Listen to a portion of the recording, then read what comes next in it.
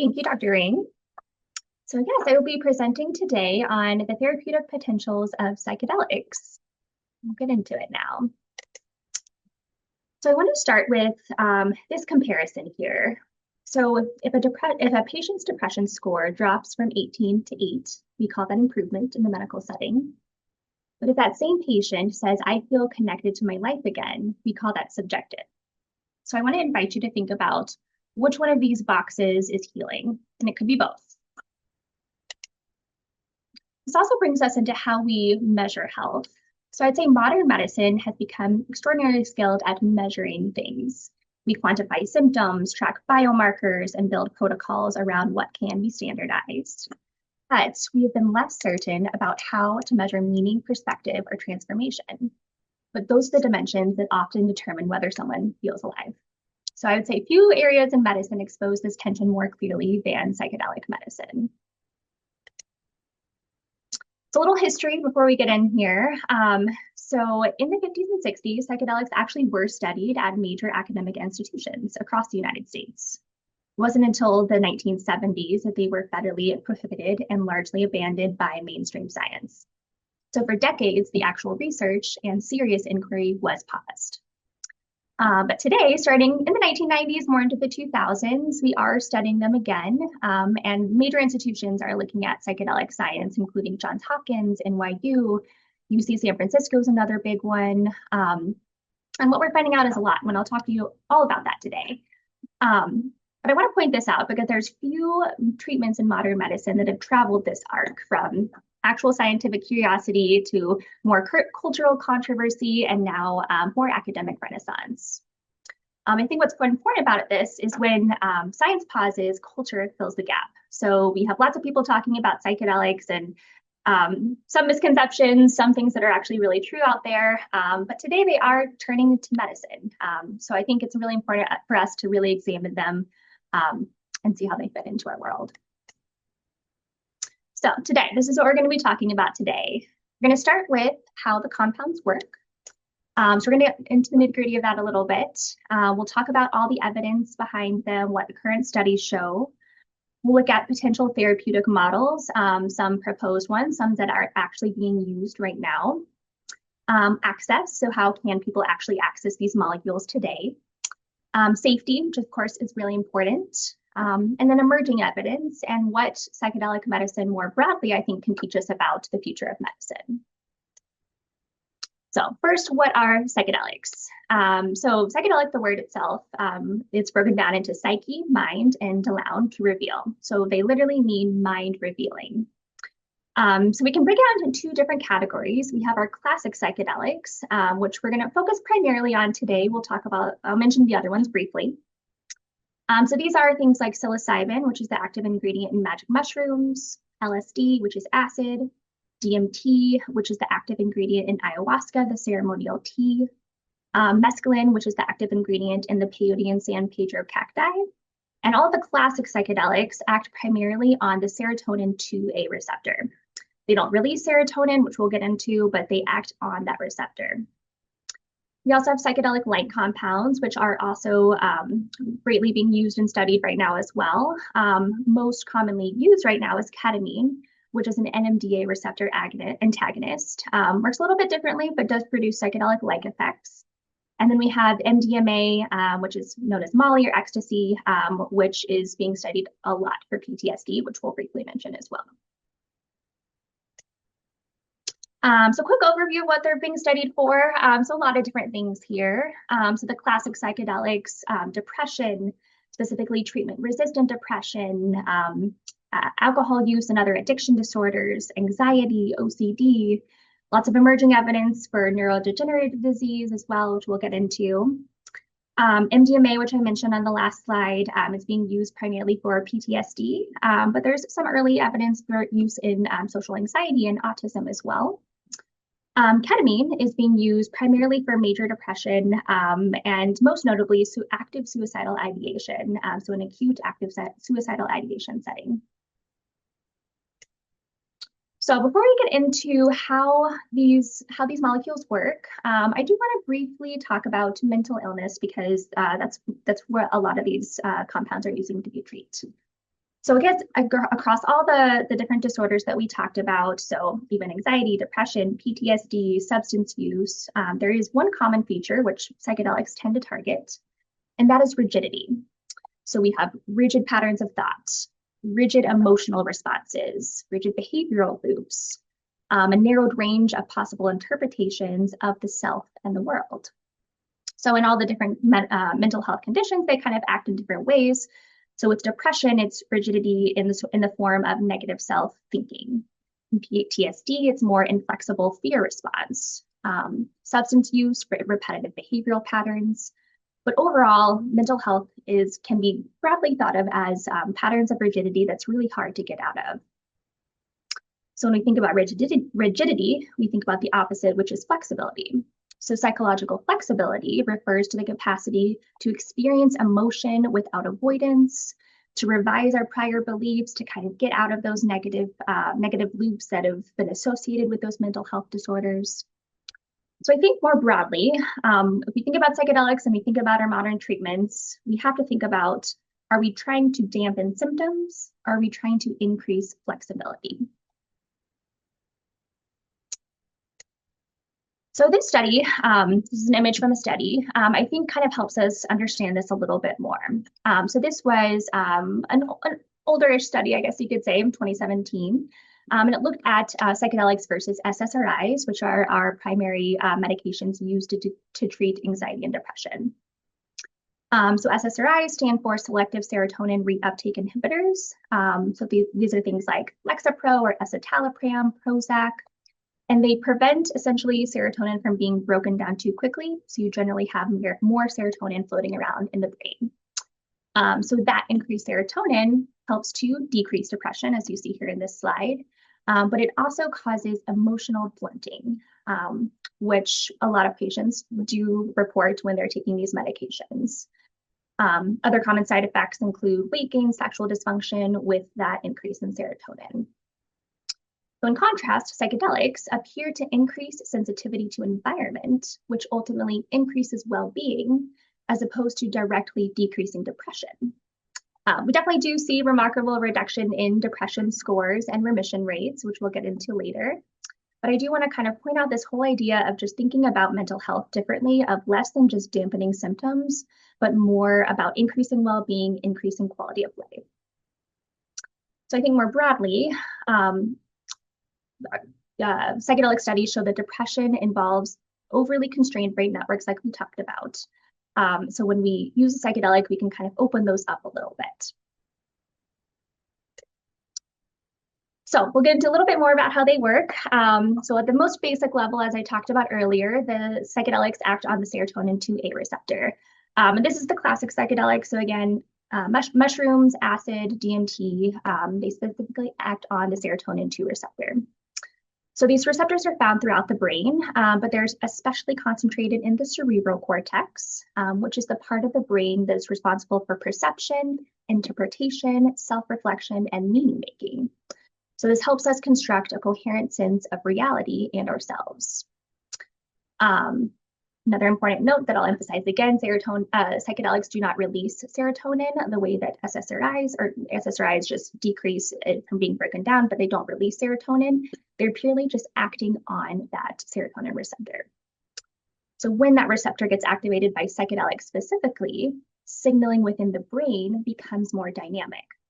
So we have communication among brain regions involved in perception, emotion, and self-representation, and they become more active and less constrained. So this helps us loosen up our thought patterns a little bit. Part of what happens next is altered thalamic filtering. So the thalamus is essentially, we can think of it as the gatekeeper for the brain for sensory input. So it helps us regulate which sensory signals are processed internally for conscious awareness and which ones are filtered out. So this filtering allows us to focus on what's actually relevant so that we can maintain a stable perception of reality. So essentially, we're not processing every sensory input that comes in all at once. I think a way to understand this a little bit better is to think about general anesthesia. So anesthesia alters the thalamus signaling. So sensory signals still do get to the brain, but they do not reach regions of the brain that make us consciously aware of them. So the brain becomes more constrained. So we are not experiencing sensations when we're under surgery. So again, psychedelics kind of do the opposite. They decrease the filtering, so we have more sensory input coming in. So this is thought to be contributing to the intensified perception, hallucinations or visual changes, as people would say, emotional access, and the subjective sense that the usual boundaries of experience have shifted. Next, kind of a little bit more broadly, talking more about brain networks, kind of leaving the receptor level, we have to talk about the default mode network, or DMN, which has become one of the major areas of interest with psychedelics and actually other mind-body therapies as well, like meditation. So the DMN is a large-scale brain network that is most active during what we call self-referential thought. So when we're remembering our past or imagining our future or constructing our internal narrative. So it's what helps us understand ourselves as a personal I and have preferences. In major depressive disorder, we see increased connectivity within this network that's associated with what we call rumination. So overactivity causes us to stress over things and about ourselves more. We see similar patterns with the other mental health disorders, just kind of the focus of rumination is a little bit different for each one. So we have some recent imaging studies using both psilocybin and LSD that have shown that the classic psychedelics reduce the internal synchrony of that default mode network. They also decrease overall network modularity, which means that the brain becomes less compartmentalized and more globally integrated. I think one important note is that in recent psilocybin trials for depression specifically, the degree of change in brain network organization was directly correlated with clinical improvement in outcomes. And these modulation changes do appear to be transient during the acute state, but we do see network alterations persisting beyond the dosing session as well.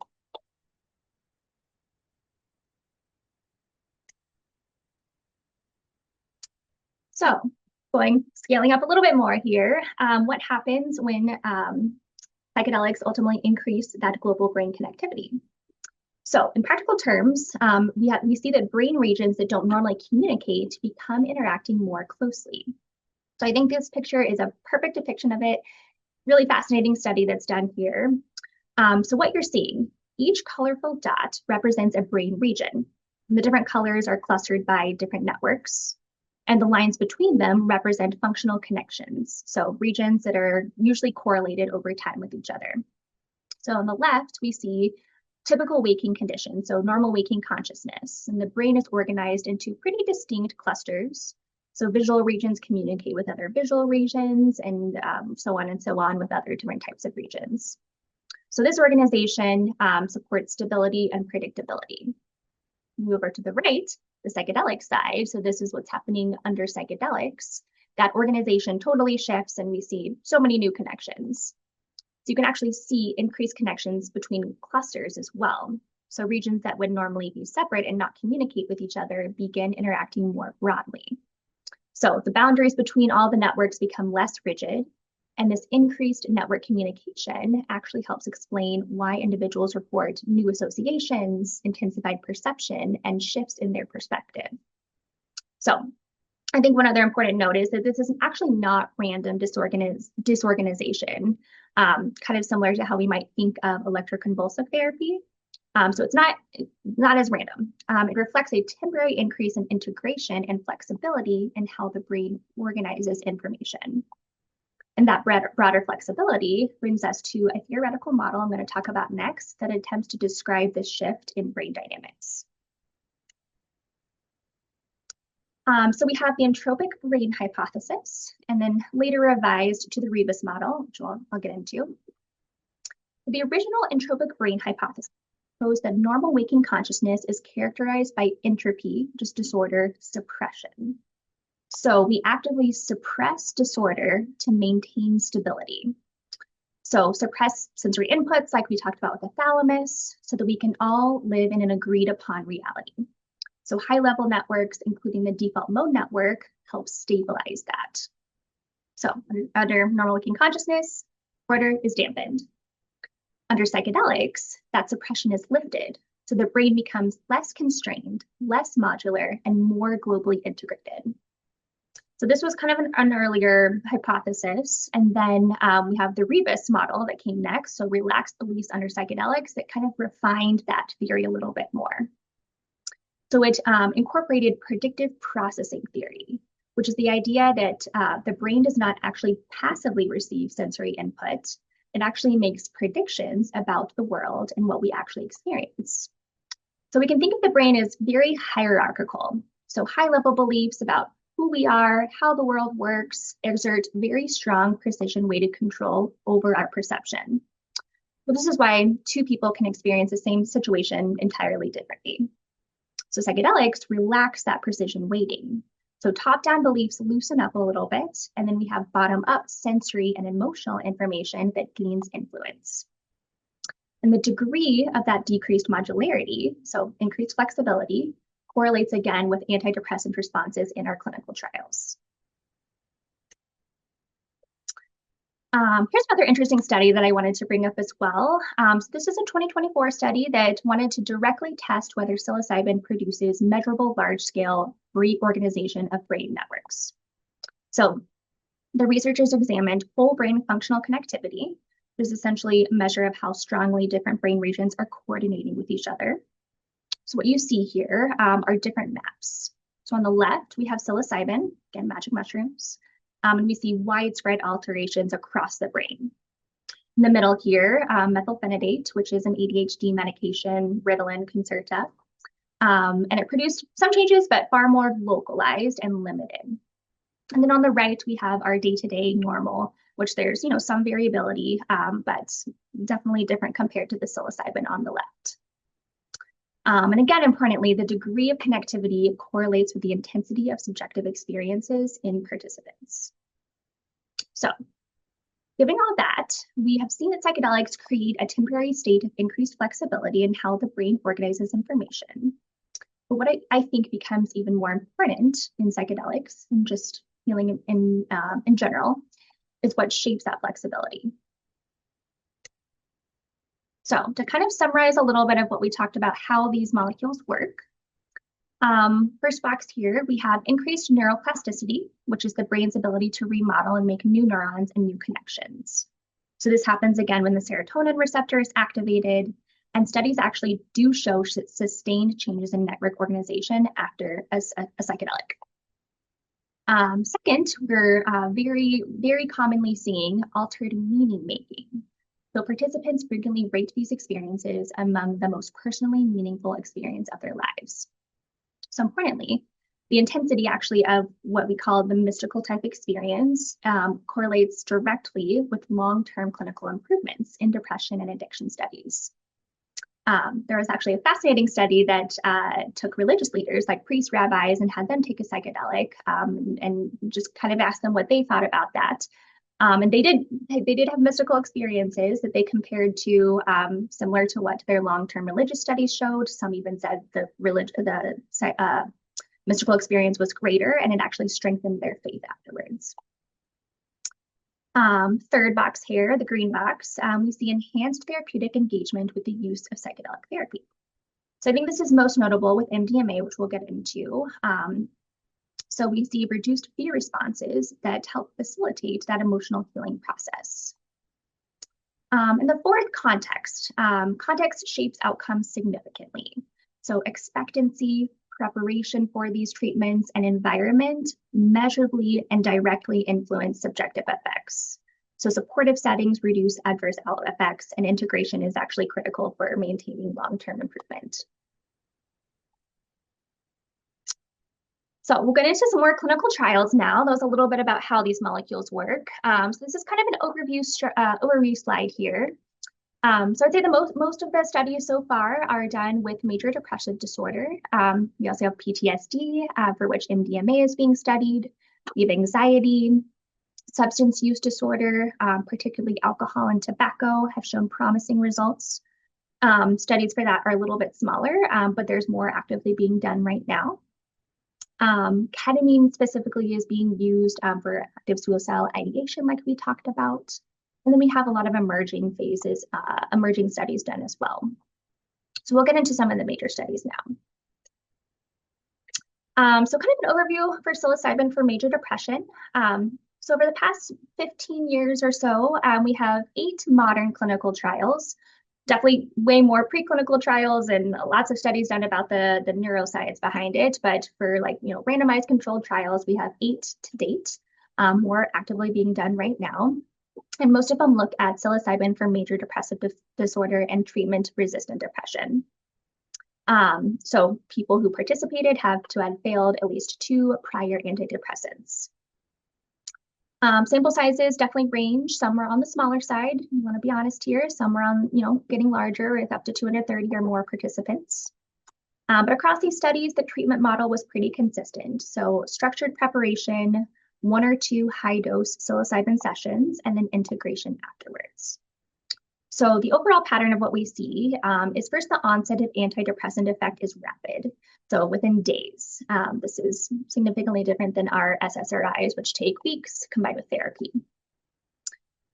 Second, remission rates in treatment-resistant depression populations range from roughly 25 to 45%. And for context, our remission rates for treatment-resistant depression with our current models is 10 to 13%. For non-treatment resistant, it's around 20 to 30. So, both of those numbers significantly lower than what our psychedelic therapies have shown. Third major pattern here is that the trials show large effect sizes. So the magnitude of symptom reduction, not just remission rate, is actually substantially greater than what we see in the antidepressant trials. And then fourth, we do see that participants maintain improvements for a year after 1 or 2 sessions. Again, differing from how our classic antidepressants work. And finally, clinical response often correlates with the intensity of the acute experience. So here's a couple landmark trials that I do want to get into a little bit more here. So there's definitely a lot of interesting ones, but I think these ones are particularly pertinent because the first one here on the left actually is a head-to-head comparison between psilocybin and escitalopram, which is an SSRI. So participants received 2 high-dose psilocybin sessions with therapy and support, or daily Lexapro for 6 weeks. So the primary outcome was a standardized depression screening measured at 6 weeks. So both groups did improve. And the primary endpoint, which was improvement in depression scores, did not show any statistically significant difference between the groups. So it showed, yes, psychedelics work. In this study, they were not necessarily more effective than the SSRIs, but the secondary outcomes did favor the psilocybin. So they measured well-being, suicidality, sexual dysfunction, side effects, and the psilocybin group did much better. Remission rates were actually also higher in the psilocybin group. So this is our first true non-inferiority study that confirmed that psilocybin performed at least as well as to our modern methods. And then, of course, we have many more studies from there. The right one that we see here is a study using a randomized delayed treatment design. So participants received, again, 2 high-dose psilocybin sessions with therapy. And the primary outcome was change in depression scores after 4 weeks. So I actually did see a pretty large effect size, 2.5, which is pretty large for psychiatric standards. Usually most antidepressants are 0.3 to 0.5, so big difference there. So what that means is that the magnitude of symptom reduction was substantially greater than what we observed in our medication clinical trials. And remission rates at 4 weeks were about 54%. Again, a lot higher than our classic SSRIs.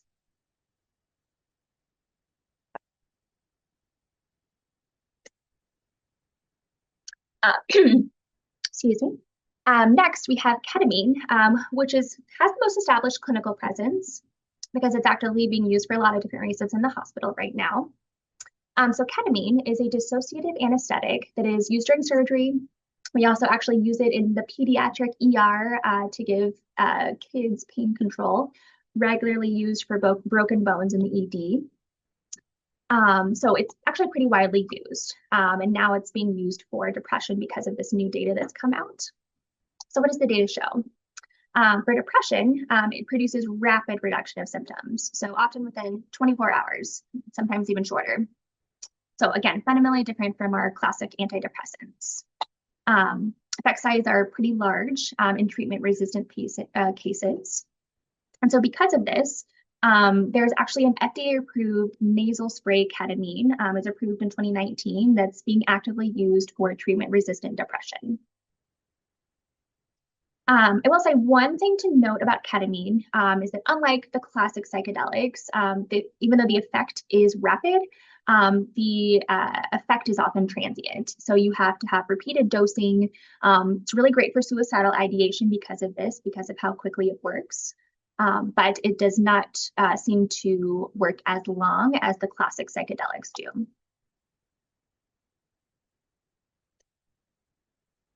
Moving away from depression and into anxiety and end-of-life distress, we have a couple of very interesting randomized controlled trials. So one at Johns Hopkins, one at NYU, and these studies looked at psilocybin in patients with life-threatening cancer diagnoses experiencing anxiety and depression.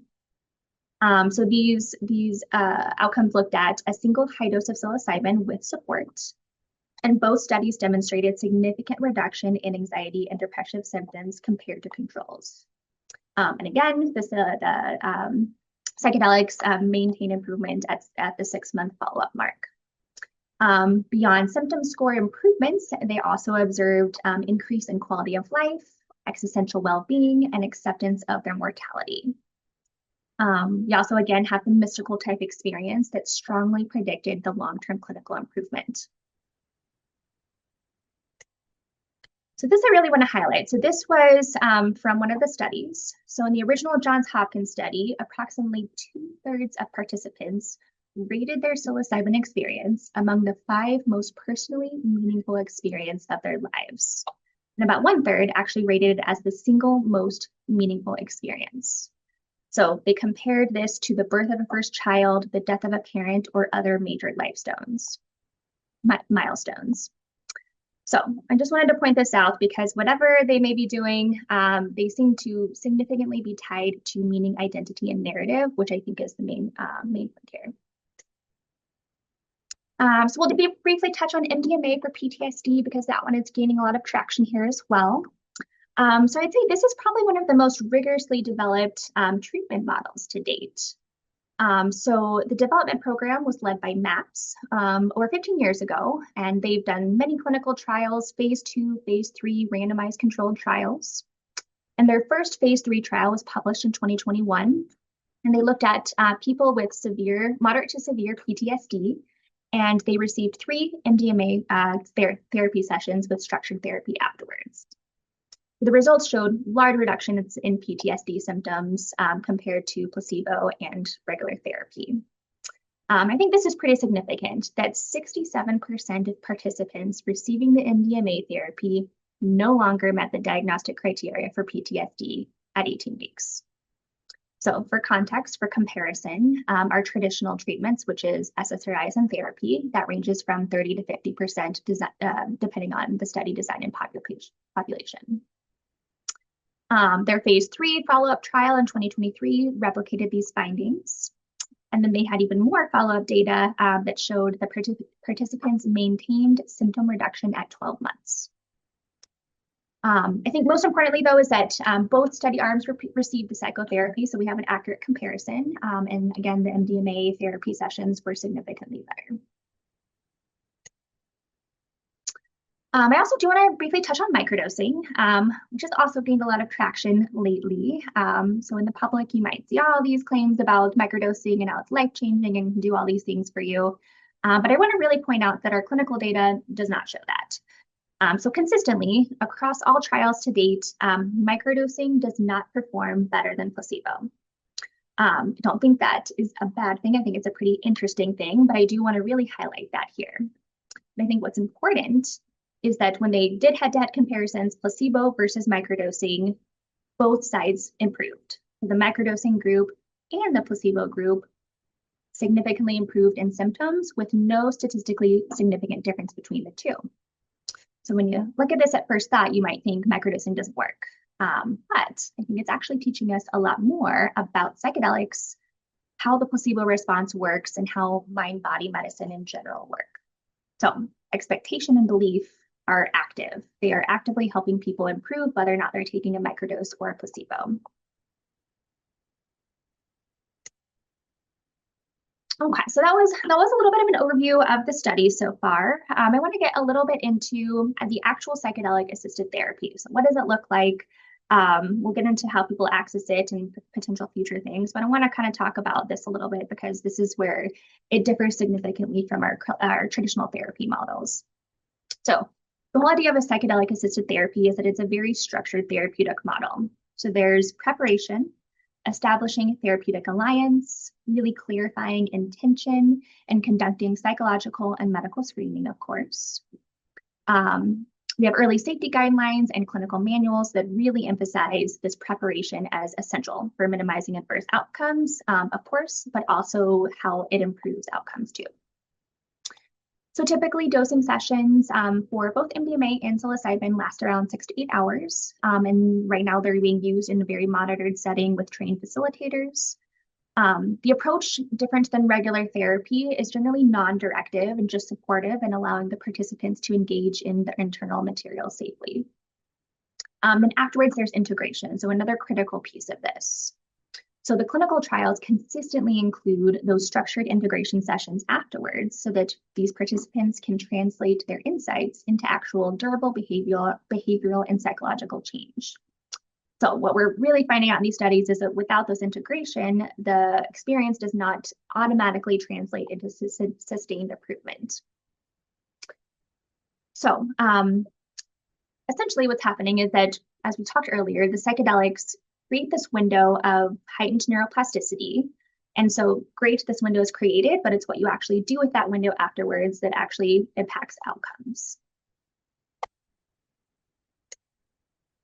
So how are these molecules accessed today? So we'll say right off the bat here that they are not widely available and not FDA approved. Things are definitely moving in that direction. But as far as, practical, if you're referring patients, how do you get patients these molecules today? It's very specific and sometimes can be hard to access. So first, of course, we have clinical trials, which are definitely the most structured and regulated avenue. So lots of academic medical centers are conducting randomized controlled trials for lots of different reasons. I say Johns Hopkins is probably one of the bigger ones, and they have a lot of different studies going on now that you can refer patients to. People can actually go do the sessions, do the follow-up sessions, and then go back to where they live. But yeah, clinical trials are probably the most formal way to access these molecules now. There are some states where you can actually access psychedelic therapy outside of a clinical trial, though. Oregon implemented a licensed psilocybin service program, allowing facilitator-guided sessions outside of the classic FDA medical approval pathway. And Colorado has done a similar thing as well. But even in these state-regulated services, the molecules are still not FDA approved, so I think that's important to note as well. And they're not restricted to specific psychiatric diagnoses, which is going to be how that will be different if it does eventually get FDA approved for specific conditions. Ketamine is widely available. So there's ketamine clinics and places all over the place where you can actually get ketamine therapy. So it's used off-label for depression in either IV or intramuscular forms. We have the nasal spray, S-ketamine, like I talked about earlier, that actually is FDA approved for treatment-resistant depression. And then for MDMA, this one is trying to get FDA approved right now. So the first review, it did not pass it, but they're making some revisions and trying to get that FDA approved for specifically PTSD. So overall access ranges. There are clinical trials. There are some states that are doing therapy now, but overall, this is an emerging field, and it is changing rapidly, though. Okay, so safety. So very important because this is a huge reason why there's still stigma around psychedelic use. So most people are actually surprised to hear that the classic psychedelics have a very high safety profile. So they're not associated with organ damage, respiratory suppression, or addictive potential like they were initially thought to be. They are not psychologically neutral though, so acute anxiety, panic, destabilization can occur, particularly in vulnerable individuals or in unsupported environments. They also can produce mild and transient increases in blood pressure and heart rate, which is why we screen for cardiovascular disease. What I think is interesting about that, though, is that the classic psychedelics don't directly act on the receptors that increase blood pressure, heart rate, like MDMA does. So they actually appear to increase mental influence over the autonomic nervous system. So you're more aware of your bodily functions, which then causes blood pressure and heart rate to fluctuate a little bit more than it does during normal waking consciousness. Looking at MDMA, so when administered in controlled therapeutic dosing sessions in the clinical trials, it actually has a very good safety profile. This one does produce transient increases in blood pressure and heart rate and temperature. So serious adverse effects in clinical settings are actually slim to none, but we do see reports of things happening when people are using them in recreational setting, often when they're combining them with other drugs and other medications, so that's something to think about as well. Ketamine, very safe, has been used with anesthesia for a long time, does produce transient increases in cardiovascular effects, but overall very safe. I think the most important thing is evaluating for psychotic disorders or other destabilizing mental health disorders. Certain bipolar medications can also interact with these molecules, which I'll get into next. But my point is here that physically they're very safe. They're definitely you have to screen for safety as well, and medication side effects. But overall safe physically, but can be psychologically destabilizing. So drug-drug interactions. I won't go through all these on the chart here. I think this will be recorded if you're interested in looking at all the medications later. But I do want to bring these up briefly and talk about a couple of these. So the main one that I wanted to point out is that the SSRIs and SNRIs are actually not a contraindication to classic psychedelics. In fact, it's kind of the opposite. So you have less effect of the psychedelic if you were on an SSRI or SNRI. So you need to take a higher dose of the psychedelic in order to have the same therapeutic effect. MAOIs, which are kind of an older class of antidepressants, not really used anymore, are definitely a contraindication, especially with MDMA and DMT containing compounds, because there is a huge interaction risk there. Lithium is another one I want to point out here with the classic psychedelics, because there are case reports of severe adverse reactions, including seizures. So that's why a lot of the clinical trials to date, bipolar and use of lithium is a contraindication to being a part of the study. Benzodiazepines, so Xanax, things like that, actually reduce the intensity and are often used as rescue medications. So not a contraindication as well. Next, I want to talk about some emerging areas. So these are definitely newer, mostly preclinical trials, not a lot of randomized controlled trials here, but I think the emerging research is actually pretty interesting. So I'll start with my personal favorite and my personal interest, which is that pink box up there, looking at hormonal influences and sex differences with psychedelic use. So estrogen increases that serotonin 2A receptor density, that receptor that the psychedelics act on. So there are theories and some emerging preclinical trials about using psychedelics during different phases of the menstrual cycle to create different effects. This is all preclinical, some animal models, not done in humans yet, but the theories are pretty interesting.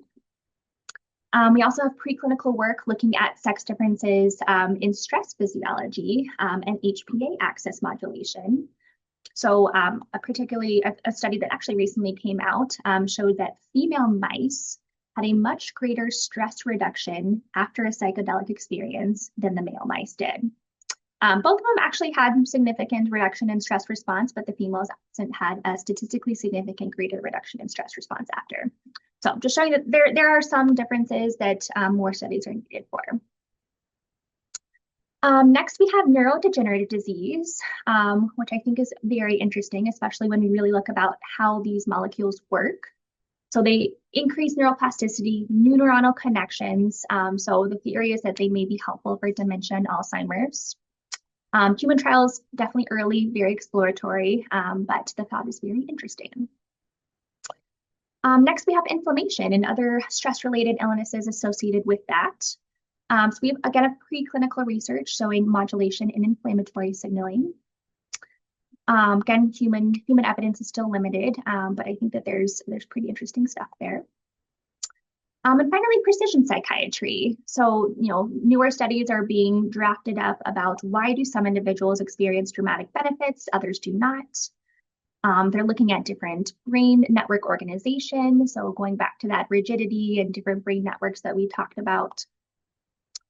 So I think the future will likely depend, I think, less on whether these molecules work in general, but more about understanding why they work, for who, under what conditions, and under what mechanisms.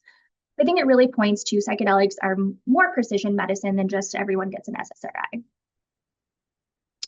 So I'll close with a little bit of things to think about. So overall, we've talked about the receptors, we've talked about the clinical trials, we've talked about safety, access. I want to zoom out here because beyond symptom reduction and regulatory pathways, I think something else broadly is happening in the psychedelic space, and that is that psychedelics are holding up a mirror to modern medicine more broadly. So modern medicine excels at identifying and suppressing symptoms. So we look at depression scores going down, biomarkers, we use algorithms to guide our next step when it comes to clinical reasoning. But psychedelics force us to do things differently.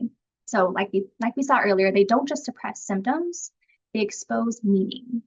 So they often surface grief, identity, fear, longing, and unresolved narrative.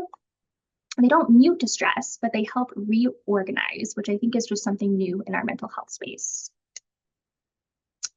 Modern medicine loves protocol. We're optimized for protocol. We love standardization, algorithm, scalability, which is essential.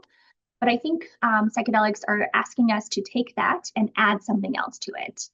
So psychedelic therapy cannot be delivered without that relationship piece of it. Again, like we talked about, preparation matters, set and setting matters, integration matters. So I think these treatments are really pointing out something, that the therapeutic alliance is not peripheral to healing. It's actually part of the mechanism of how patients heal. Again, going back to similar things in conventional frameworks, biology is very objective. We see experience as subjective. And I think psychedelics ask us to merge those together a little bit more. So a shift in meaning actually changes brain networks. We see mystical type experiences predicting long-term symptom reduction. Belief modulates actual neuroplasticity. You see the placebo response is definitely doing something. And essentially, these treatments reveal that actual narrative, belief, physiology, and neural circuitry are not separate like we've previously thought. They're intertwined. Much of modern medicine, again, is about orienting around extending life, morbidity, mortality. Those are the major things we look at when we look at outcome trials, managing chronic disease. But participants in psychedelic trials do not describe the experience as symptom relief. They describe increased vitality, reconnection, acceptance, agency, not just living longer, but living differently. So I think I'll close with this final slide here. Think about this question. What is medicine for? Is it to suppress symptoms or normalize biomarkers? Or is medicine meant to restore wholeness, coherence, and the capacity to live with meaning? So I think psychedelics are reminding us that medicine is both a science and an art. So that means combining our rigorous research, our clinical expertise, but I think most importantly, patient values and patient experience. So I think these molecules are very interesting, very exciting. They're on the edge of consciousness. They're teaching us a lot. But I think that they are asking us to remember what medicine was always meant to be. Thank you.